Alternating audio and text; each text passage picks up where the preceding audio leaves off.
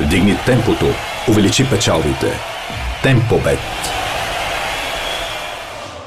Половината на своя съперник. Сега хубаво остро центриране. Там се намесва Райсен Боли. Гългов удар в полза на ЦСКА. Включва се и централния бранител Крачунов. Добро центриране. Удар. 5-6 метра до вратата на Теодор Скорчев. Заучено положение. Мораес спира за Зико. Изстрел и страхотна намеса на Теодор Скорчев. Буквално заспа отбраната на Берое. Яни Зико.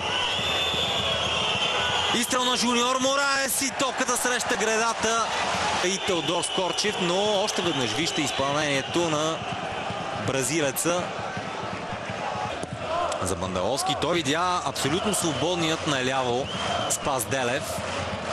Сега неубедителна изява, удари 1-0 за ЦСКА. Яни Зико отбелязва петия си гол от началото на сезона. Минутата е 35-та. ЦСКА повежда като гост на Берое.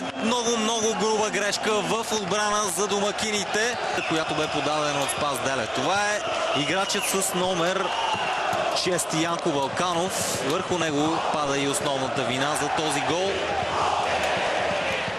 Успя футболист на ЦСКА да играе с топката, след което Костадин Стоянов игра с ръка. От съдията продължение. Още веднъж ситуацията, при която определено топката срещна ръката. Георги Караколев. Още веднъж прострелното добро фалцово центриране на Мораес. Идва още един футболист, чудесно центриране, удар с глава и топката излиза в аут. Добро подаване на Чепилов за Сада. Още веднъж подаването и като че ли тук закъсня с изтеглянето си Пламен Крачунов. Там има афинитет към тези включвания. Удар и топката за пореден път се отбива в градата. Този път Мишел Платини. Центриране и изстрел на Райсен Боли.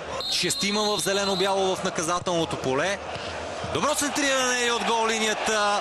Футболист на ЦСКА успява да изчисти Платини. Там Янко Вълканов не се намесва за пореден път добре.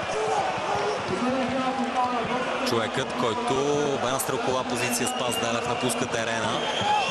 Реши да прехвърля Теодор Скорчев.